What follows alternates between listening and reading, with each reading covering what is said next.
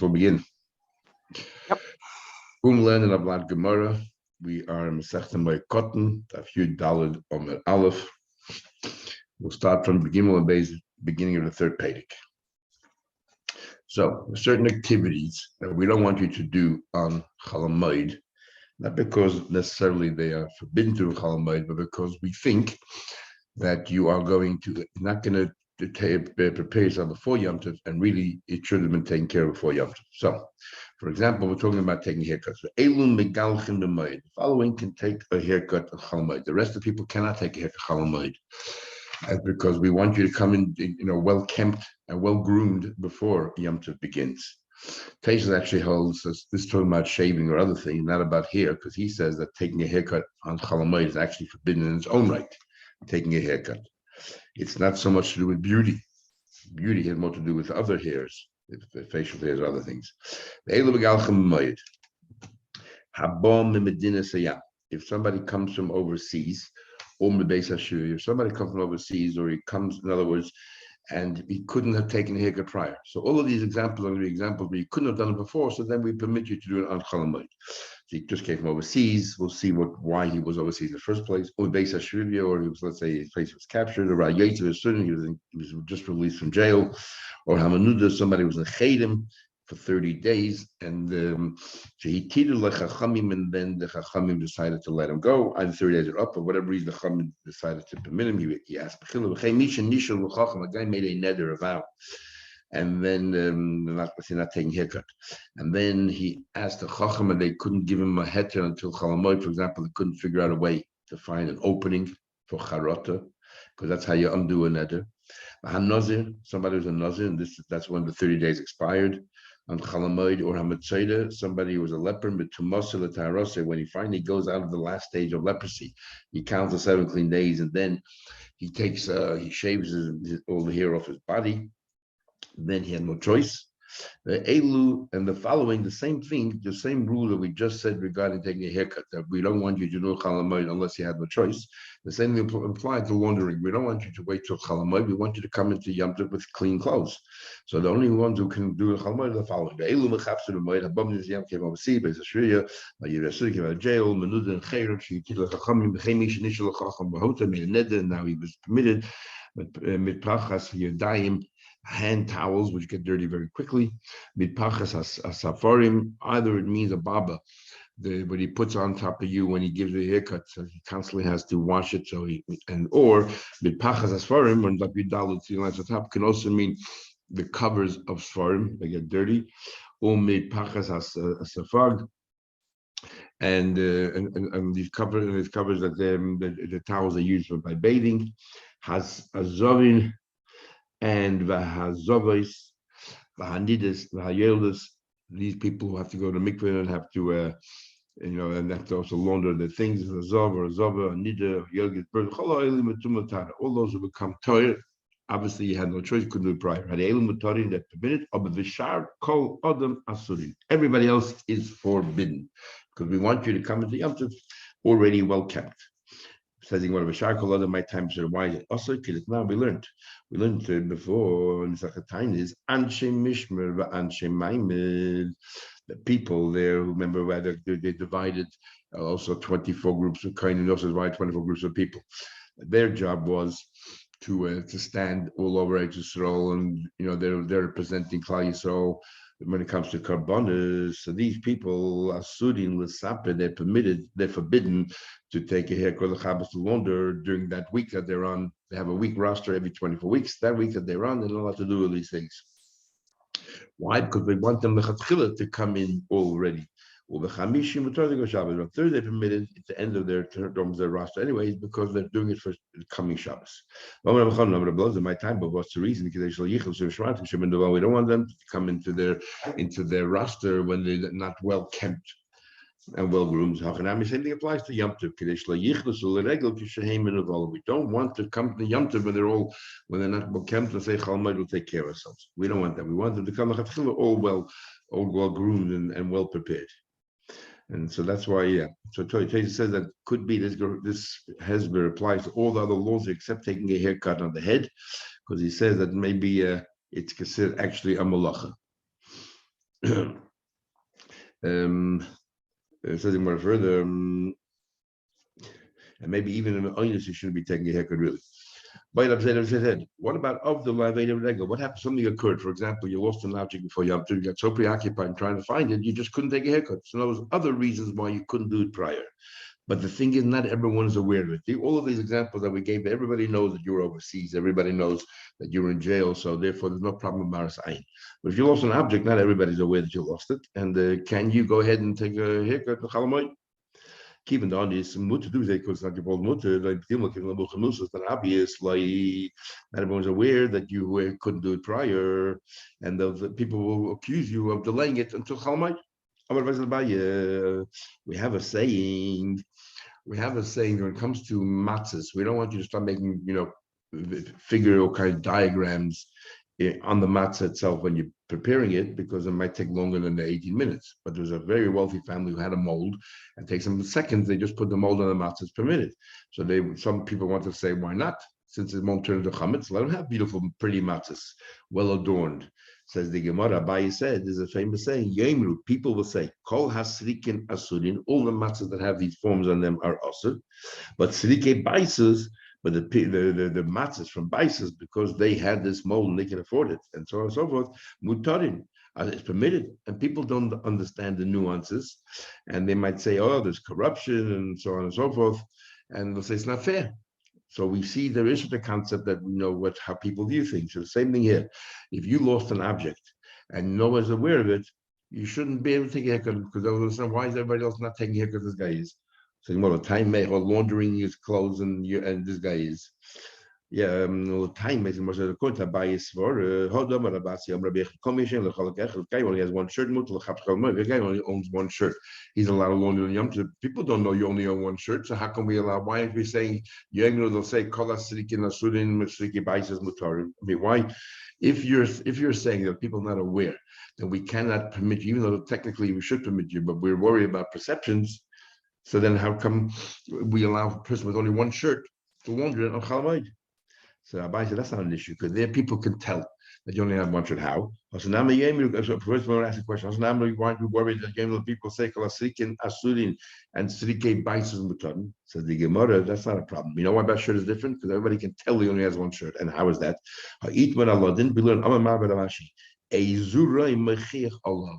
What happens if the guy only has one shirt? He wouldn't be naked there. He would put on his outer coat, put a gartel around it, because he has nothing underneath his coat, and then he washes his shirt. Everybody can see, he's washing his shirt because he doesn't have any other shirt. So therefore, there's no problem of people's perceptions. So Ravashi learned, Ravashi learned it as actually was a question. That wasn't a statement, but actually Abzeda asked he asked the question. He asked in the following way. What's it in there? And do we say, Kivan, his question was not about an ordinary person who lost an object. We're talking about someone, a skilled craftsman who lost an object. What happens then? Kivan the Umanu, since he was a skilled tradesman, and everyone knows that he was so busy up to Yom Tov, nobody's going to accuse him of delaying it. They realized he was busy till the very last moment. It's not as obvious as somebody who's overseas. Not everybody understands that the guy had really no time. We're talking about, say, a barber. Everybody comes to him, so he had time to give everyone else haircuts except himself. Maybe this is different. What do you call it? So this woman lost an object. It wasn't an ordinary person. It was an woman who lost an object. And so more people are aware that he lost it, because he probably would have told people while they're sitting in the chair. The barber talks, and he would have told them. So it's not some like a private person lost an object where nobody knows. Here, a number of people know. So the question is that good enough? Or do we say, look, it's not the same thing? Okay, a number of people know, but it's not universal knowledge. Not like the case of someone who's in jail, everybody in town knows about it. And therefore nobody's going to accuse the person of delaying it until Chalmait. So or no, Teiku. Therefore, bring with a question. Says in Medina, say, somebody came from overseas, That what are we saying? If somebody came overseas, then he has a good excuse, and everyone's aware of it, and therefore he can't take a blunder and do everything on Chalamayit. What's the question? Maslisin the loik Rabbi Yehuda. We've seen that our Mishnah is not conform with the view of Rabbi Yehuda. What's the story? The Tanya we learned. Rabbi Yehuda says it depends why you were overseas in the first place. Rabbi Yehuda says, "Hoch over here, sorry, Habam Medina Sayam lo yigalech. If you come overseas, it's not good enough. That's not an excuse. Who asked you to go overseas in the first place? Because he went without permission. What do you mean? You went on your own volition, and nobody forced you to go, and therefore, if you went on your own volition, it's not an excuse. You come back right before Yom Tov, it's not an excuse. You cannot take a haircut or do laundry on Chalamayit. I'll come back to that soon because there's a fascinating ritva here. Omar Rava says Rava. So and our Mishnah says that you can say the nonus and you're allowed to launder and everything else. It must be a machlekes between our Mishnah and Yehuda. So it's not so simple. Amar Rava, Loshud, if you went touring, you went wandering about, and you went as a tourist, then even hakalasa. You didn't have to go as a tourist, and you came back, you timed it to come back a minute before Yom Tov. That's not an excuse. So therefore, everyone agrees. You're not allowed to take. We're not going to make any exceptions for you. Limazon, if you went for Parnasa, you had no choice. The Parnasa forced you, so you are honest. It's not a question of Parnasa, basic sustenance. It's more a question of making extra dollars. One says you don't have to make extra dollars, and therefore just like a tourist, and therefore you don't have to. No excuse. That's Rabbi Yehuda. And our Mishnah says no. If you're going for schayra, you're going for business to make an extra profit. It's just like you're going for parnasa, and therefore it's a good excuse, and you're allowed to do everything you need to do on Chalamayit. Says what a Meis, I'll ask you a question on your interpretation. So you're saying they agree, and they're generally they agree. There's only very narrow parameters where they argue. That is basically somebody goes for business for profit. Meis has a question. Amar Rabbi Levi said, needing that. I like the words of Rabbi Yehuda, but you have that permission that no, we're not going to make any exception. As if to say the Chacham argue, but I follow Rabbi Yehuda. But I follow the word of Chacham. If you dig up a permission, then we'll make an exception. As if Rabbi Yehuda argues, but I'm going to follow Chacham. So let's understand. What do you mean without permission? As a tourist, and I follow Rabbi Yehuda that we're not going to make an exception. But who argues with Rabbi Yehuda in that case? Well, didn't you just say that was forbidden? You're talking about for basic necessities that we're going to follow Chachamim, that we're going to make an exception. But Rabbi Yehuda obviously argues. But you just said a minute ago that everyone agrees that you're allowed to take a laundry and Chalamayit. What should I be saying here is, I follow the words of Rabbi Yehuda when it comes to making extra money. So okay, aim a safer. Now what that you're not allowed, no exceptions. Look at the safer. I follow Chamim and the shus. My shus. If it's for basic necessity, there's no argument. Well, extra profits. But Ahmed, you just said a minute ago, you just said a minute ago that's for extra profits. The first part of the Braisa telling you he follows Rabbi Yehuda, that there's no exception. So Sigmar explained, you misunderstood Rebbe. Not that they're arguing and each time I like one opinion over the other. Needing divrei Yehuda, not to me, but to the Rabbanan. Needing divrei Yehuda, the Rabbanan will agree to Rabbi Yehuda kishiyatza shalei b'shus. Without permission, without permission, umayni loshet touring. Shafil chachamim lo yinechku alav elav. When it comes to touring, shalei b'shus means touring. Everyone agrees that there are no exceptions because they only argue in the case of extra profits. Avalosh and Moed they agree. The need in the Rabbi Yehuda, and I like the words of Rabbi Yehuda when they go out with permission. In other words, I like the words of the Rabbanan. That means that Rabbi Yehuda will agree with the Rabbanan that if you went for basic sustenance, of course we'll make an exception. Because the only argument is the only argument makes extra profits. When it comes to mezainis, the basic necessities, everyone agrees. What's fascinating is this ritva. I've never seen another opinion like this. He says, "What do you mean touring is shaloi is aser? What do you mean over here?" So he says in the beginning, he says, those who say, I'm just reading the ritva here, that if you're in Israel and you're going somewhere else within Israel, or you're in chutz diaspora and you're going somewhere else, chutz la'aretz. So he says, so why is that called b'lei rishus? In other words, if the word is that you could have come back a little bit earlier, then what's the word loy b'shus? Loy b'shus means you have no right to go. You had a right to go. You should have come back earlier. That's not called loy b'shus. What kind of word is loy b'shus? Loy b'shus is without permission.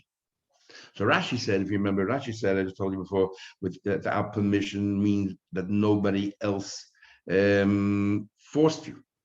B'shus means b'shus acherim, you went on your own. That's what Rashi ties the word b'shus. Rilfa doesn't like the pshat. So look what he says here. I think, he says, the pshat is as follows. It's talking about you left Eretz Yisrael to go to Chutz La'aretz. Chutz La'aretz is called Medina Sayam. Compared to Eretz Yisrael, we'll have the Margit, and maybe we get Medina Sayam means Chutz La'aretz. And when an Israeli goes touring, it's an Aveira. And that's what Loy B'shus is. He's going touring. But if an Israeli leaves Israel because he needs basic sustenance, then for Parnasa, you're allowed to. But if he's going for business to make extra money, an Israeli going for extra money, even if he intends to go back to Israel, just going for a short trip, is a machlekes if he's allowed to, the halach is allowed to. So he says here, an Israeli is not permitted to go touring outside of Israel. What an amazing halacha. Then it goes further. Miu, he says, he concludes, a Talmud Chacham, in fact, he says, Adam Chashuv, any distinguished person is not allowed to leave Israel to go touring, even to go for business to make money, extra money, not just base sustenance. Even if he plans to go back to Israel straight away, a short 3-day trip. And he says, and he concludes, and this is how it seems all over, and no one knows where all over is. Wow. So the Rifa holds that an Israeli can't go touring outside of Israel, let alone to go to Cyprus or to Egypt. Anyway, very interesting. That's how we understand Loy B'shus and our mission over here. Let's continue. If a child is born on Chalamoid, now this is an interesting case. He was born and extremely hairy, and the parents feel this urge to give him a haircut. You don't know any case that happened, that you have to give a child, I mean, then some of them come up with a lot of hair on the head, they eventually fall out, but you give him a haircut. Why? A baby inside the mother's womb is like in jail. You had no choice. The Moed in Mikara teaches from here that only if the child is born on Chalamoid, but if the child also was born prior to Chalamoid, then you have no excuse to give this child a haircut on Chalamoid, because you could have done it before Chalamoid. That's what it says. So anyone, that's so simple. We have a rule, and this rule would seem to tell us otherwise. That's a question. It says this is the rule that we are given as follows. Anyone who give a special exception to that he can take this person can take a haircut chalamoid will give the same exception to an oval. An oval cannot take a haircut, but under these circumstances they can. So then we, by inference, we can say therefore anybody who is not allowed to take a haircut chalamoid could not take an haircut during an avelis. And our problem is a baby has no avelis. And you're telling me that a baby was born a week before the Yom Tov, you cannot give him a haircut chalamoid. So here you have a person who cannot have a haircut chalamoid, and yet has no bearing on avelis. And the way you said it seems like there's a direct correlation between all instances that are usher and chalamoid with avelis. He's plucked, and if you're going to tell me that by a child also we have a distinction whether it was born on Yom Tov itself or prior to Yom Tov, nimtzas avelos neg bekatan. So you're going to have to conclude that there is also avelos by a little child, and therefore by a child avelos as well. It's forbidden. It's only permitted to give a haircut if it's born, if it's born on Chalamoid, but born prior to Chalamoid, you're not allowed to. The same will be by a child. A little baby, well, that's a question, or a little kid. But Tanya, we learn that the only reason why we do kriya for a child under bar mitzvah, they don't really understand the full weight of avelis, is only for the other mourners that they should make them even realize more. Why? Over here, and so the child has no personal avelis. If the child has no avelis, then this rule that you made that everyone who's affected by chalamoid is affected by avelis is not really correct. So the raya must be that a child, even if it was born, a baby was born a week before Yom Tov, you can give him a haircut of chalamoid, and does not follow the rule that you said before.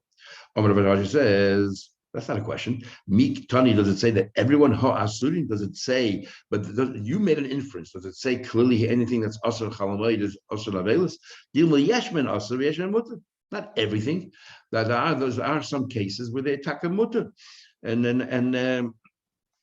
in other words, not every single person that is usher automatically is usher and avelis. There are some cases there are usher and chalam, if you're born before Yom Tov, but does not impact their avelis because they don't have avelis. For example, a cotton. And we'll go. They learned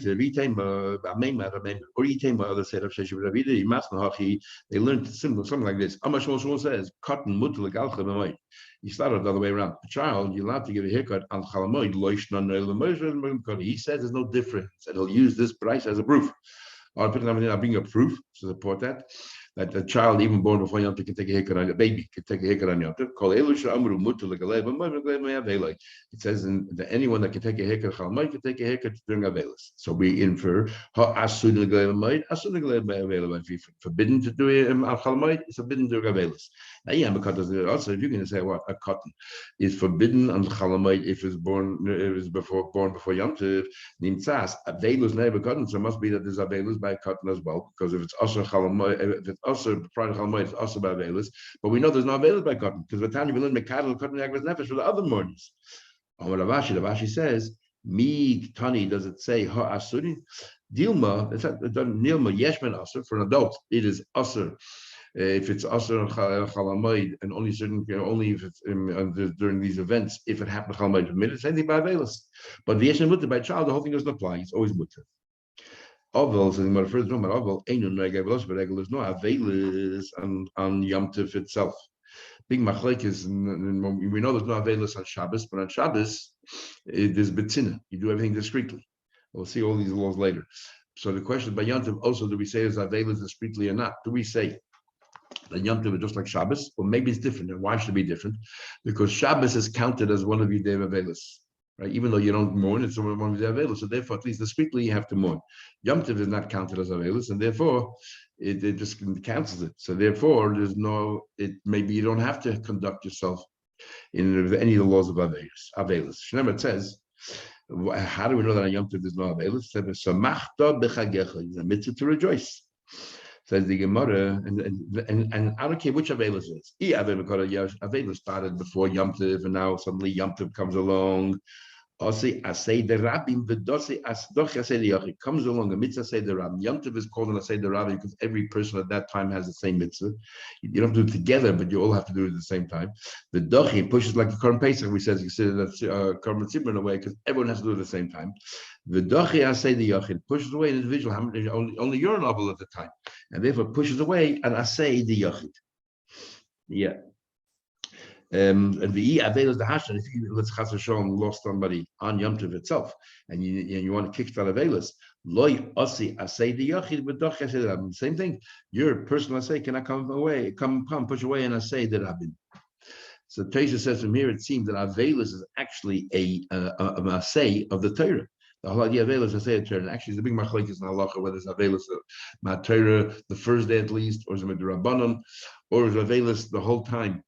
But Isra Malach Rabbanon, the Tosha want to say here that even though before we learned the Gemara that Avelis is the Rabbanon, that's talking about not working during the Avelis. But Avelis itself might be Mater, because the Gemara's expression here is I say the Yochid is pushing away, I say the Rabbanon. Otherwise, you want to finish this very simply. Why Avelis no Avelis on Yom Tov? Because Avelis is the Rabbanon and Yom Tov is Mater. Simple as that. However, Tosha says an interesting thing. He says, I might be wrong. You know why the Gemara didn't say Avelis the Rabbanon and Yom Tov is the HaTorah? Because Simchas Yom Tov, he says, maybe it's also only the Rabbanon. That means eating meat or Karban Shlamim. Machlekes on that. But the idea of Simcha Yom Tov might be only midrabanan. The pasuk is an asmachta, and therefore Avelis is also only midrabanan. That's why the Gemara doesn't make a distinction between the Rabbanan and the Rabbanan, because they're both actually exactly the same. Avelis and Yom, they're both midrabanan. And the Shagas Ayah talks about this at great length. Says further the Gemara. Somebody plays the chayim.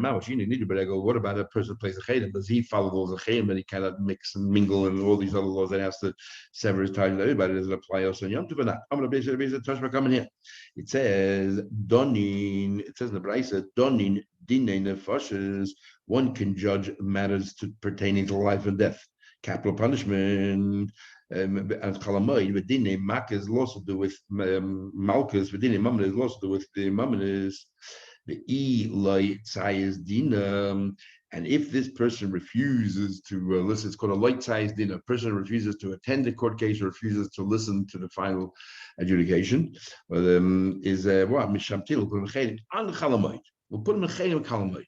Now, if you can tell me there's no laws of chedim on your chalamoid. What's the point of putting mechayim chalamoid? In fact, why could you? If you already were put a chayim, come Yom Tov, we stop the laws of chayim, and you can behave normally until after Yom Tov. You're going to allow the bezdin to sit there and put a mechayim when it's meaningless, or why you waste your time on chalamoid, an exercise which is totally meaningless? So that's no proof. So Abai said to his Rebbe Rabbi Yosef, no, maybe the reason why we allow them to sit there is not to paskin, but to examine the situation. Well, this person definitely deserves to be put in chedim, but we will put him in chedim after Yom Tov. Doesn't say we actually put him in chedim. Maybe it just means maybe it just means to analyze the case, what we should do after Yom Tov, and that's it. So we don't. So when we say over here that you can judge, forget about the chedim. We're talking about judging here, not that we're going to come up with a ruling. Okay, you're chayim or you're potter. And therefore you're going to say, well, if the person doesn't listen, like Sayyiz Dina, we're going to put him a chayim. It means only we're going to look into the matter and we're going to decide, resolve that this is what we're going to say after Yom Tov. But at the moment, they won't say anything. If not so, one of the cases here is matter of capital punishment. So we're going to kill the person on chalamoid. What's wrong with that? But the problem is the judges are going to harm their simchas Yom Tov. I mean, it's extraordinary halacha here. The Tanya Kibbutz says, how do you know the Sanhedrin, how do you know the Sanhedrin that know that they're about to kill someone? How do we know that they shouldn't be pleased with themselves? They have to fast all day. They're not allowed to eat anything all day. You shouldn't eat from the blood. So we're going to teach, don't eat when you're dealing with matters of blood. Obviously, when it says over here, you're going to talk about capital punishment. It doesn't mean coming up with a ruling because you cannot do that on Yom Tov. You have to be, because you're not allowed to fast on Yom Tov and Chalamoid. So it must be that you're just looking into the matters. It means just looking into the matters. So therefore, if you're just looking at the matters, you can't label somebody a loit sayis din and not listening. You never gave him the din, and therefore, we're not really putting anybody in chedim either. So Amalei Rabbi Yosef said to him, "So nimtzas me'ana es din. Come that you're delaying." In other words, his psak. Now that you looked into it, you know what the halacha outcome should be. You should therefore have to give him the psak straight away. Now, you normally, when we say delaying halacha, delaying din means you gave him the psak, but you're not going to carry it out till, let's say, Shabbos. You cannot paskin somebody yechayiv him to be killed because you cannot kill him until the next day. That's called inei hadin. Here, Rabbi Yosef is taking a bit further and saying that even forget about you told him. Once you know what the outcome is and you're delaying that, that's also called inu hadid. So the Gemara, and Taisa wants to say that because you sort of have to write down the reasons behind it, because after Yom Tov people are going to forget. So therefore, since you're writing down the reasons why each dayan thinks the person is guilty or innocent, that is going to, it's like it's already given, but not really, and therefore it's called ini hadid. So the Amalei, So Sabai asked, maybe it just means analyzing it. So he said, no, it can be because it'll delaying it. So I'll tell you what they did. They did paskin. How? But you have to fast. Also mitzafra ma'ayna bedina. They looked into the case in the morning, but they didn't paskin. So they were able to eat and drink, so they didn't break fast. Kuliyam all day. Also before night. They're not allowed to paskin night. They went ahead and they killed him on Chalamoid. So therefore, you could have a case of loit sayis dinner, and we put him in chedim, so we can see from here that there is chedim on Yom Tov on Chalamoid, because we're going to put him in chedim.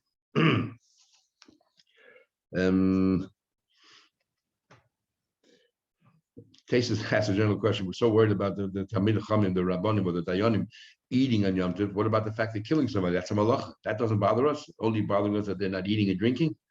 So Tesis says because we have a special pasuk that on Shabbos we don't kill someone.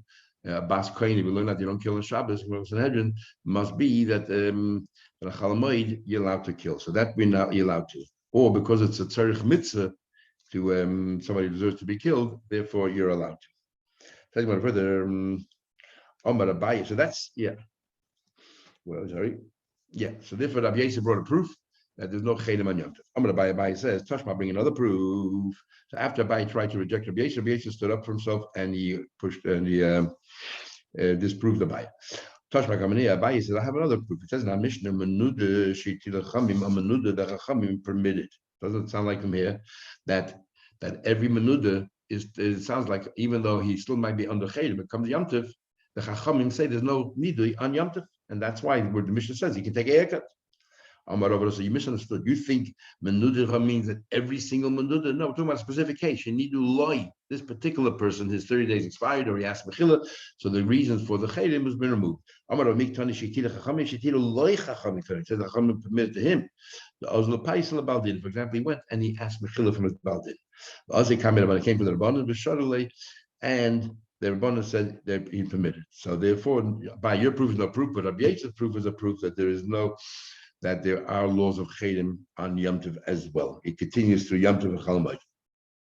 Talking about it further, Mitzayda, Mawash, Yani, Tzanata, but I go, what about a Mitzayda? Somebody's a letter, the laws of Mitzayda are being segregated, all that is, and you should take haircut, does apply on Yom Tov or not? Another proof that it's not contagious, because here we learned before that you can delay the pronouncement of the kohen to say whether a person is mitzvah or not till after Yom Tov, let him enjoy Yom Tov. Here the person is already a mitzvah. The Gemara thinks maybe there should be no laws of tzaras on Yom Tov. Clearly, they should come back and sit with his family and so on. Clearly, it's not contagious, because if it would be contagious, how can you? It says the Nazir and the Mitzvah. It says now Mishnah Mitzvah Tarasa. When they finally finished the last phase and now they're becoming Torah, so they have to count 7 clean days. They can go back and join the people, but they cannot be with their wives. Haba made to Masa. It seems from the Mishnah only that stage is we're talking about on Yom Tov that we have special dispensation. But it sounds like Haba made to Masa.